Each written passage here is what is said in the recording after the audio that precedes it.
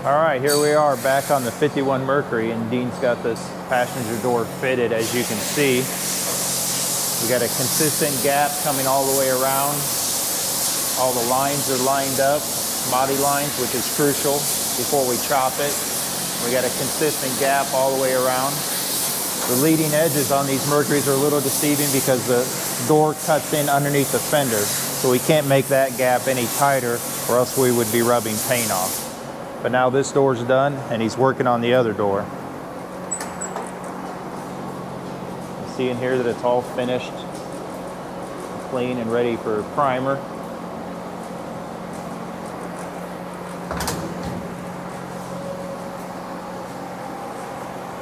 He's doing the same thing to this door. He's just adding to it, taking away where he needs to take away. And it's not a fun process, but it's part of the process. Here we're following up with Casper as he's getting ready to tip the flange on the panel that he made yesterday. This is a Pullmax machine that he's setting up and setting his guide and a setback for the flange. Once he does that, he'll double check all his measurements, align his panel, and we'll show you how it all works.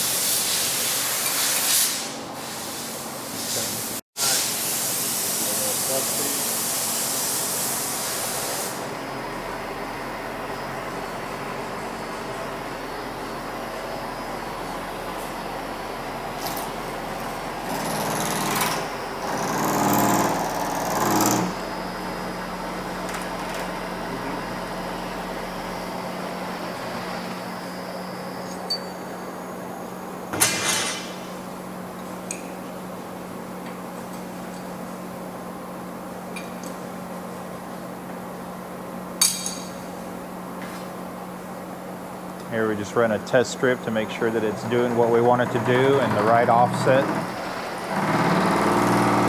to get the desired outcome.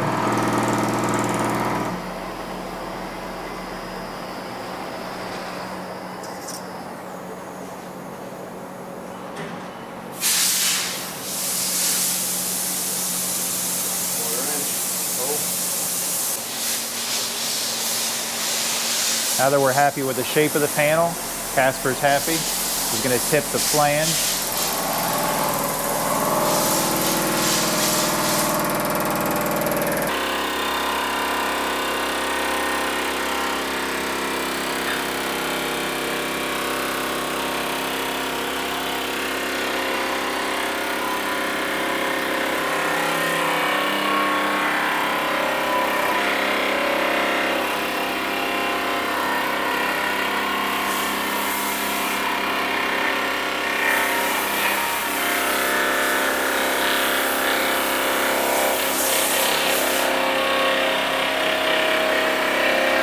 This is a multi-step process.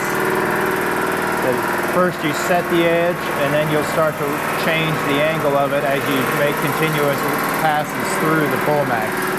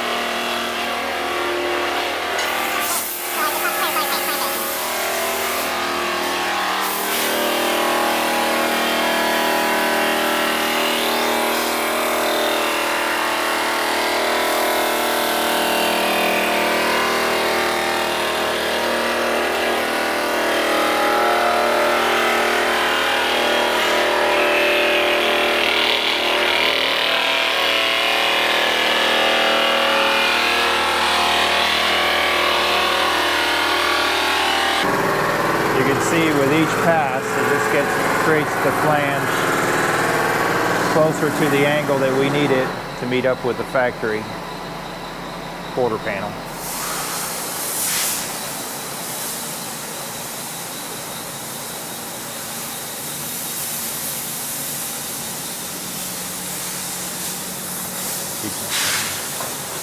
So where he's got these tucks in the panel, we'll shrink them. That'll help it pull over. This Marchand air shrinker's been a big help in the shop, making things a little bit easier, a little bit quicker, a little bit nicer.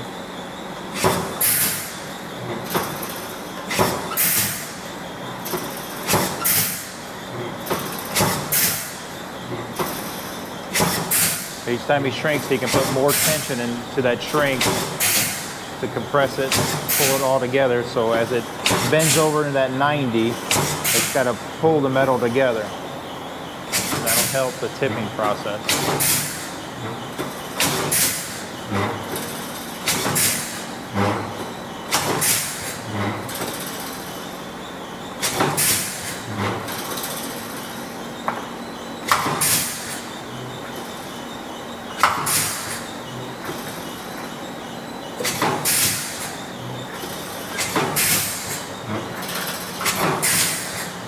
You can see in there as he's going back and forth, it's pulling those tucks down flat, which is pulling the metal together, so it'll help it pull over.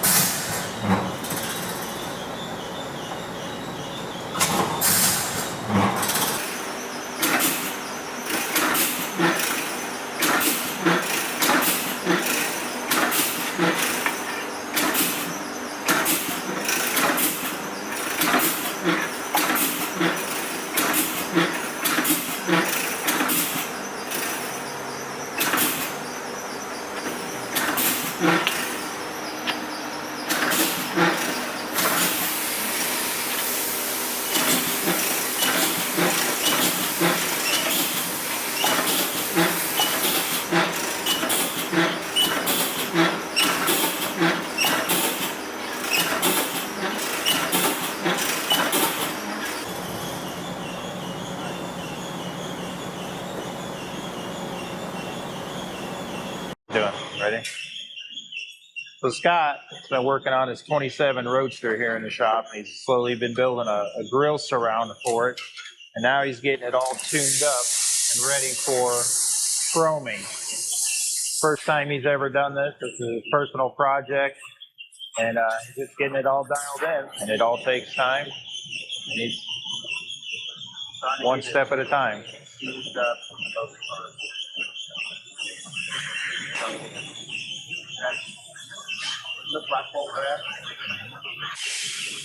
Then a little bit of silicone bronze in there just so you can even out, get it all filed into shape and get it ready for copper. And that way that all that can be sanded out and get it in the right form. But you will have to, when you're done, you will black stuff. Here we are in the final stages of blocking out the Impala chassis for the 63 Impala. We use guide coat through every grit to make sure we get all the sand scratches out.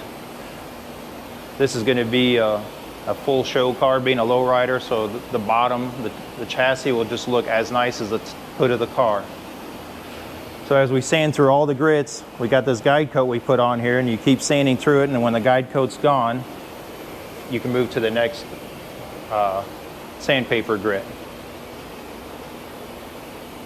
This chassis's been wrapped, which means it's got plate, 1/8" plate on all 4 sides to reinforce it for when it goes on 3 wheels or hops the front end and that sort of thing.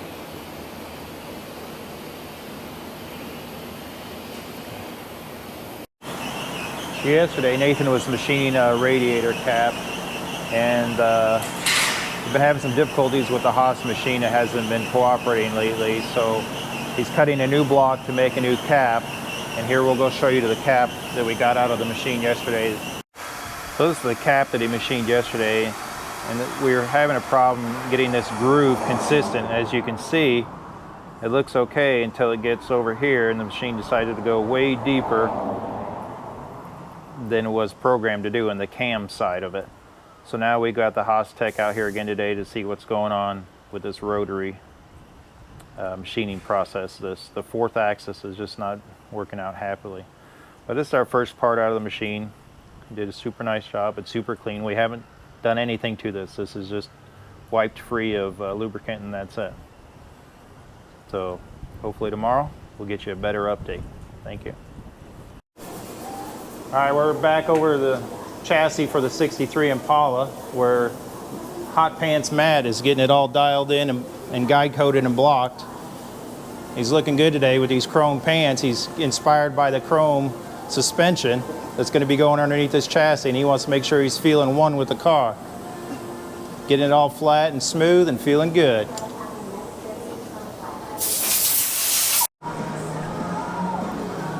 Here we are catching up with Tommy. He's still sanding on this engine block here, getting it all detailed up.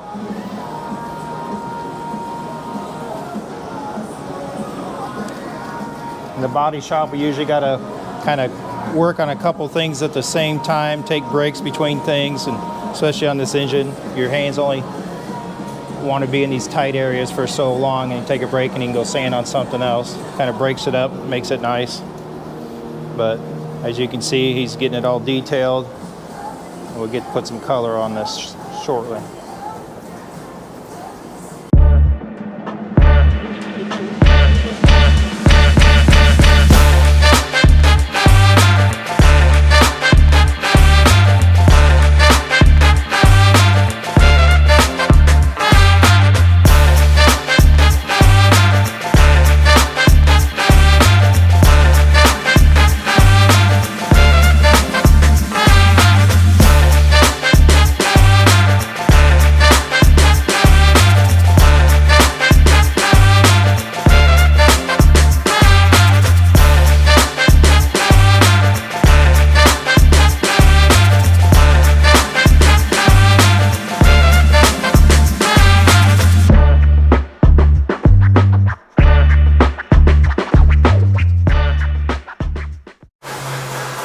So thankful to our Haas tech today. He finally got our machine straightened out, and we finally got a good part out of the machine. Nathan's design, Nathan's cam, Nathan's machine work, all right here. Only touched by our hands, no finish. This is how it comes out of the machine. It's a radiator cap. It goes right in there. It snaps in. Now he's building a radiator cap for another car that we have here, the Zephyr. Now that we got our machine working properly, it's facing off a piece of aluminum to get it where you can set it in a vise squarely, and then we'll go to machining process for the rest of the cap. All right, here's the front end of the Mustang with the brake ducts and the trainee cooler. And Joe's got working on getting everything mocked up and plumbed in. Got some brake lines in there, the wiring, the ECU, the AC lines, kind of getting everything kind of mapped out before we all tie it all together and get it locked down. And then build some cover panels to keep everything out of the splash zone of the tires. We've checked for clearances already for radius and all that stuff. Now we just gotta get it all tidied up and buttoned up.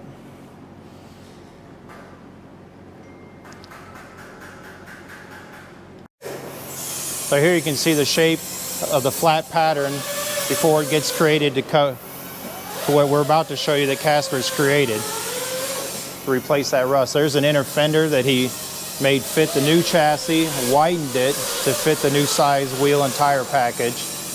And then you're seeing the back side of the panel that he shaped and flanged this morning. And then you can come around to the other side.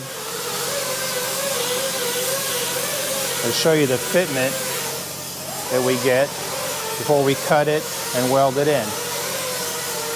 Now this car, we have taken 2 inches out of it. You may have seen it in the background of it, the cut lines all the way across it, and that's where Casper is cutting the whole car in half lengthwise and taking 2 inches out of it to get the right profile that we're looking for.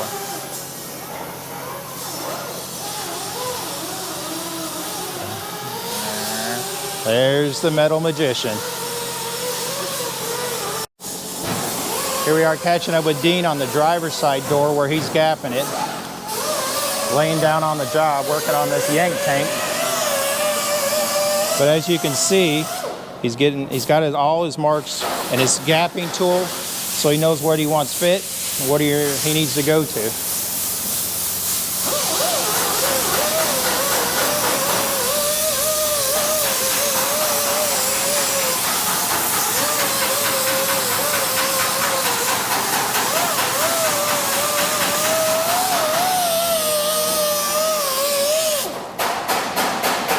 know, he used to have a strange motion gap it tool, but he must have lost it. So he's got a piece of metal he's using right now.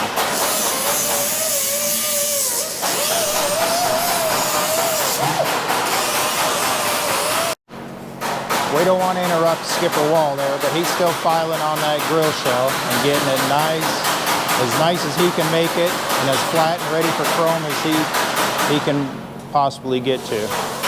We'll catch up with him again tomorrow. Thank you.